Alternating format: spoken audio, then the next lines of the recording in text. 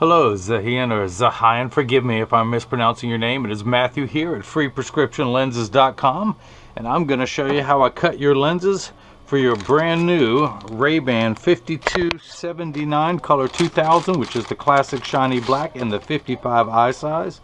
Let me take everything out. Of course, your Rayban case, your Rayban cleaning cloth, and of course they put a little plastic sleeve on the left temple to prevent the temples from rubbing together during shipping, and you're going to get all the manufacturer's original packaging, including your original demo lenses, one of which says Rayban on there. So let me pop out these original lenses, and I'm going to go ahead and put your frame into the tracing element of my edger, wake it up, and hit trace. The first thing that's going to happen is this stylus is going to come up and it's going to trace the shape of the right lens before moving over and tracing the shape of the left. Here at freeprescriptionlenses.com, where everyone loves a bargain and no one is disappointed with quality. You buy a genuine, authentic Rayban frame and you will receive free, clear, single vision prescription lenses or non-prescription fashion lenses. If you have vision insurance or flex dollars and you just want to rock a really cool pair of Geek Chic glasses, my receipt has my federal ID tax number, so you'll be able to get reimbursed from your insurance company or flex dollars. So this is the shape of your lens, just very, very large. Let me take one of your original ones out. And that little green shape, that is going to be the shape of your lens, but I'm going to magnify it while I'm working on it. Now's the time to enter your pupillary distance, which is 37.5 in both eyes, 37.5. So now I can begin and get your lenses prepped. So you got your prescription reads -3 1/4 for the right eye, -350 for the left. So let me highlight this for you. That is your right eye, and again, you're going to receive all the manufacturer's original packaging. So this is your right eye. These will be the packages that you will receive in the mail. So I'm going to open them up, take them out. It's got a little adhesive film to protect the front surface of the lens during shipping. I'm going to put it into my dusty Marco 101 lensometer. Just going to make sure everything's lined up perfectly first. Put it on -3 1/4 sphere. Put it in, find the optical center. And then actually, in most of my videos you see me put 3 dots on the lenses. I only need one for the center of yours. So I'm only going to darken 1 dot. We're going to call that one the right, with very bad handwriting. Now let's do the same thing with your left lens. Take off the little adhesive protectant. Put it in, find the optical center. Double check that is 350. Yes, it is. And let's put a dot in the center of this one. Okay, and let's put an L on there, which stands for not right, which is just like me. So come on back down here, and I'm going to take your right lens, put it on top of my pad, and if you can see that black dot, that is the red dot that I put on there. It's just a black and white camera though underneath. And I'm going to put that right there in your optical center. Now I need to attach this block to your lens. That's what's going to hold it in place inside the machine while it is cutting. So I need to apply a double-sided adhesive sticker. I'm going to stick that on the first one. Let's do the same thing now for the second one. Once that is on there, I'm going to pull the paper away to expose the sticky side on here. Now on the back surface is a little silver button, and that is a magnet, what's going to hold it in place in this arm. And I just hit that button and the magnet's going to go down. The arm's going to place the block onto your right lens. Let's do the same thing now for your left lens. Oops, wait, what am I doing? I've already got one ready. I got one ready. Pull that paper away. Stick that on there, get everything lined up, and it automatically just reverses for the right eye. We've got 37.5 as your pupillary distance for the left. And then I hit that button. The arm comes down, places the block onto your left lens. Press down on there, make sure it's there. Now the actual cutting wheel is this wheel over here on the far right. It's going to act like a heavy grit sandpaper that's going to grind away your lens material. And this wheel in the center with that little channel, that valley, that's what's going to cut the V-shaped bevel into the lens so it stays inside the bevel of the frame. And again, this magnet is going to hold it in place in the chuck, or as I like to say, the Charles, because I don't know the machine well enough to call it chuck. But I'm going to wake up the machine over here on this side. Now you have upgraded to the high index lenses, so let me just choose that. The MHI, which stands for medium or high index. We're going to do that, and then we're going to hit I'm cutting, the 2 stars means it's cutting on the soft cycle. The 1 red star means that it's just a regular plastic lens, but because of the anti-glare coating, I'm going to cut it a little bit softer. And I'm going to hit the green button. And look at all that trash on the inside. You think, I could have cleaned that up a little better knowing I was going to have company over. But water's going to spray on there in a minute.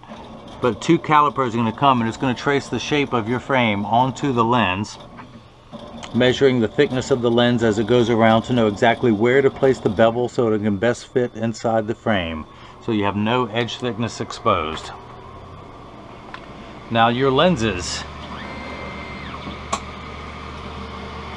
I'll let you see as it touches down on the cutting wheel. There we go. Bring my little stylus back. Your lenses are made out of the 167 high index material. These are transition 7 in gray. And of course, this AS stands for aspheric. Aspheric simply means not spherical. A spherical lens is completely round in every direction, gives you an ugly cosmetic fishbowl appearance. Aspheric, of course, these are the thinner and lighter weight high index lenses, but if you can think of the front curvature of your lens, the aspheric curve is a much flatter curve, so it gives you a much better cosmetic quality to it when people are looking at you. Plus it's going to fit inside this frame better. But you also have upgraded to the Crizal Avance anti-glare coating. And what anti-glare does, and of course there's 3 features in one. The first feature is that it reflects glare when driving at night, particularly driving at night in the rain, but from street lights, stoplights, computer screens, overhead, fluorescent lights. The second feature, it's an anti-reflective lens. So when someone's looking at you, they're not looking at their reflection in their glasses. And as you can see, the reflection of the fluorescence overhead. Plus, if someone takes a picture with a flash, you won't see the flash lit up in the lens. You'll see just your eyes. So it makes for much better eye contact. And then the third feature that I like, the practical side, is that it comes with the hardest scratch coating in the business. The machine that applies the anti-glare coating costs well over $1 million. It takes 24 hours. And they literally vaporize 7 different coatings onto your lens, 7 different layers. And so to protect that investment and the time they have in it, they apply the hardest scratch coating that they can. So now there's a little wheel that's actually applying the, what's known as the safety bevel. It's applying it to the front surface of the lens, and then the wheel's going to move and it's going to apply it to the back surface of the lens. So it's just going to grind away any rough edges that may be left over from the cutting cycle. Look, you think it's still Halloween and we got little spider webs hanging up everywhere. That is called swarf. That is residue from cutting lenses. And remind me to clean that off next time I have company over. Of course, remind me to clean the floor too, you know. My wife likes to comment on that. How can you shoot videos letting people see how dirty your floor is? Because it's easy. That way if someone comes over, it looks like I've been working. I can fool people that way. Alright, so the lens is done. I'm going to hit the button, open up the chuck. Thank you, Chuck. I just want to grab a paper towel, dry off your lens so it's not slippery as I work on it, so I don't drop it essentially. And I'm going to take your frame, I'm going to tuck the lens in at the outside corner, then using my thumbs I press down the nose. It's not even close to fitting. So let me put this back in here, and from experience I am going to take this lens down about 1/4 millimeter. Oops, too far. There we are, 0.25, that's what we have there. Put the lens back in and hit retouch. Now, for all my American friends who have no clue what a millimeter is, it is the distance between my thumbnails. I'm going to take 1/4 of that distance off, going around the circumference of the lens until it easily inserts into the frame. I do not want to force the lens into the frame. That would cause the frame to stretch or to roll, as we call it. If you can think of your frame, which is just like a gutter, if you could think of it as that, if the lens was in there too tight, it would force your frame to roll outward and shorten the lifespan of the frame, and definitely speed up the look where you don't want to wear it anymore. Since I'm a perfectionist and I cut every lens before it's shipped out, I'm just going to make sure that everything fits perfectly into the frame before it is shipped anywhere in the world. And of course, free shipping anywhere in the United States.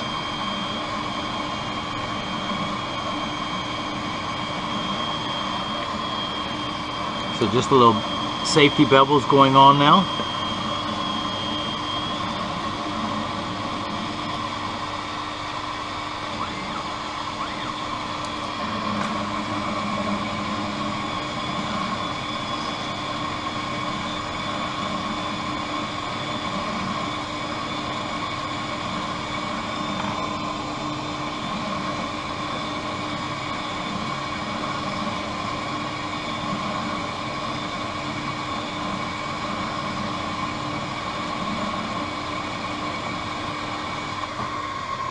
Okay.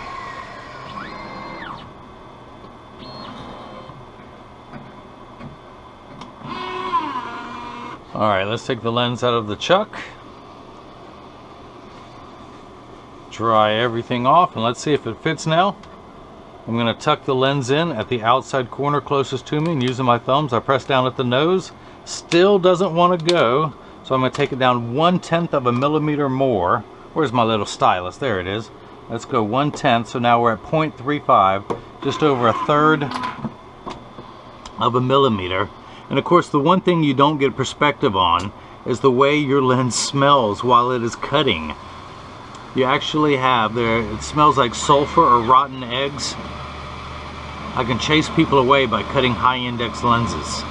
I'm sorry you don't get to experience that, or maybe you're glad you don't get to experience this. And what's funny, when I take the lens out, you can actually smell the edges and get a sulfur type of smell.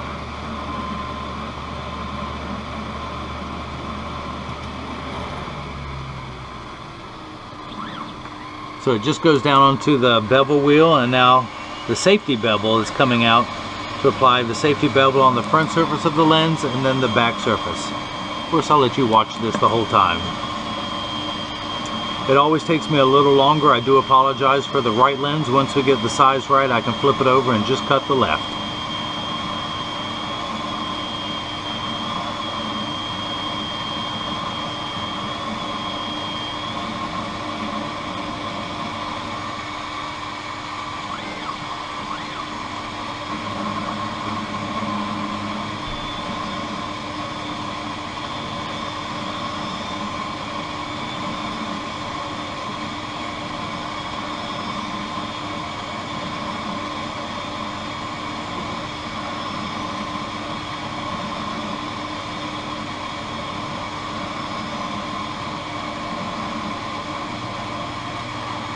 Okay, that's finished up. In a moment the door will open.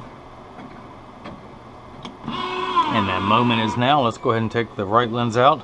Try it again for the last time. We should be on size. If not, you know what happens next. I cut it down even smaller. So again, I'm going to tuck it into the outside corner first, using my thumbs, press down at the nose. Now it snaps in easily. Let's do the same thing for the left lens.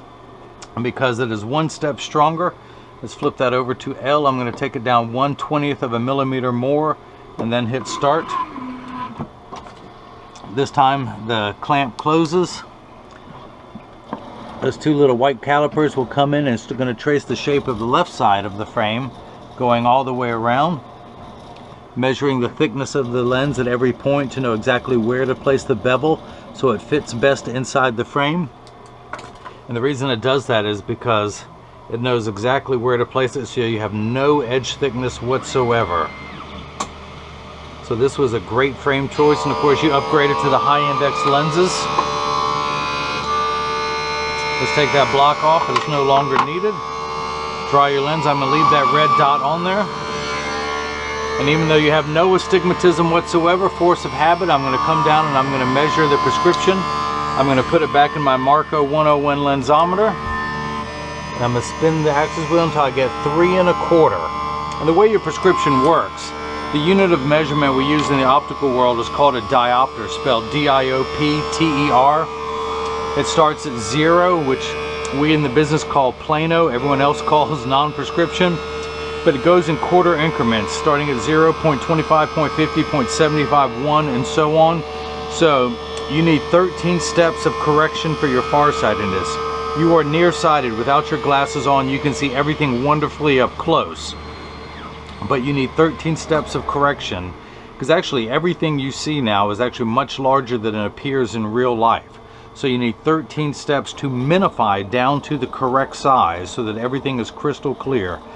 Now for your right eye, I'm sorry, for your left eye, you need 14 steps of correction. You need one additional step to minify down to the correct size. That's why your lens has a minus, because it will minify instead of magnify. You see the letters in front of me? As I move it in front, you can see how all the letters get smaller as it will actually minify.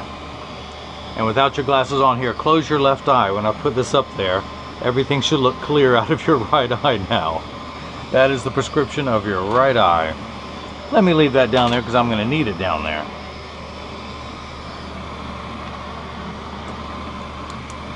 So it's actually getting the bevel placed on there. It is no longer flat. Before it went onto that wheel, while it was still on the cutting wheel, it was completely flat like a nickel. I could take it out and it would stand up on the counter on its own. So now the little safety bevel, which looks like a Dremel tool blade, is going to smooth out the surface of the edges on the front surface of the lens, on the concave side of the lens. Convex, forgive me. I got to pay attention to what I'm saying. And then it will smooth out the edges on the concave side of the lens.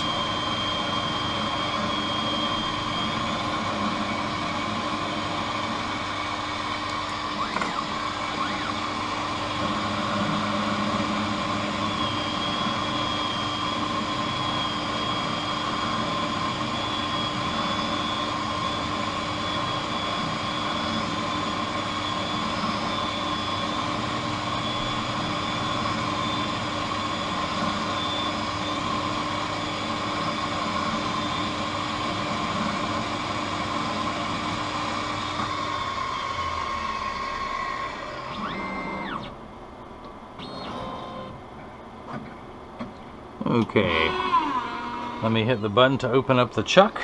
Thank you, Chuck. Dry everything off and grab your frame. Now let's go ahead and insert the left lens in. I'm going to tuck it in at the outside corner, then using my thumbs. Come on, get in there, get in there. Oh, it does not want to go because it is ever so slightly thicker. So let me take it down just a little bit more, hit the retouch button. I apologize for this taking a couple minutes longer than need be, but I just want to make sure that everything fits perfectly. Just checking my watch to see what messages that I'm getting.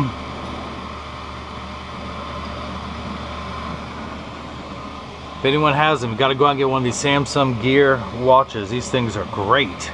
Get all my text messages and emails directly to the watch.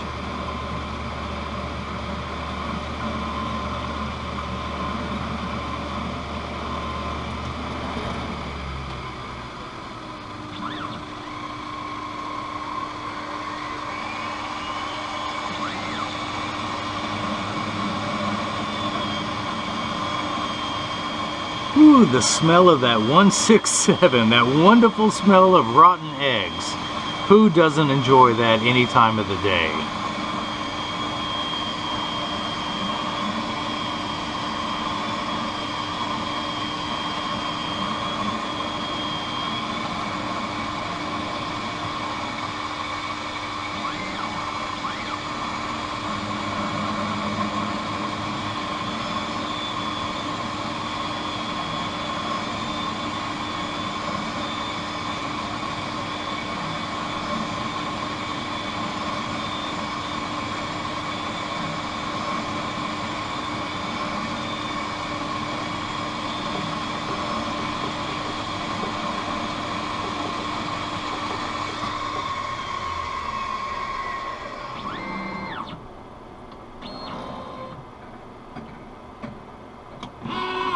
Okay, let's take it out. Should easily fit this time. Dry everything off. Tuck it in at the outside corner first, and the thumbs press down at the nose. Come on, what is going on? Why is it fighting me? There we go. Oh, there goes the block. Don't need that anymore. Put this in over the red dot, and I am measuring minus 350, which is exactly halfway between 3 and 4, so that is made perfectly. Now your pupillary distance is 75. Yes, that is your prescription on the back, so I'm going to hold up the PD stick against my thumb on the right lens And then when we measure on the left, we're getting 75 millimeters, so that is made perfectly as well. Now the other thing I want to do is remind you that should you get these, and there's a small chance these could be too loose or too tight. However, there's an 80% chance that one side will sit higher than the other. That's because 80% of people have one ear that is higher than the other. And that is the reason that 99% of all optical shops will do free adjustments if you ask them. Of course, chances are you try 100 times, you'll find one lousy place that won't do free adjustments. But I'm going to get it in standard alignment first, meaning 3-point stance. The 3 points are 1, 2, and the bottom of the frame being 3. I set it on the counter and press down. There is no wobble. When I say wobble, I'm part of that 80%. I have one ear that's higher than the other, so my glasses wobble on the table, but they sit level on me. Flip them over, press down, there is no wobble. I make sure that each temple overlaps perfectly, and they do. Same amount of tension on each spring hinge. Now this is what your lenses look like clear. I'm going to go ahead and activate them with a strong burst of ultraviolet light in my little transitions box. And as you will see, it takes about 30 to 45 seconds for the lenses to darken. It takes a little bit longer when you come back inside, about 45 seconds to a minute 15 for them to lighten. Now this is important, pay attention. All transition lenses will get dark on day 1. Give them 2 weeks of constant exposure to the sun, and they will continue to darken every day for the first 2 weeks until they get to their final setting. After that, they will work for years with maximum performance. The only time they will not work is if you're behind the windshield of a traditional car. Your windshield absorbs all the sun's harmful UV rays that would cause them to turn dark. Now, if you have a convertible or a motorcycle, they will darken.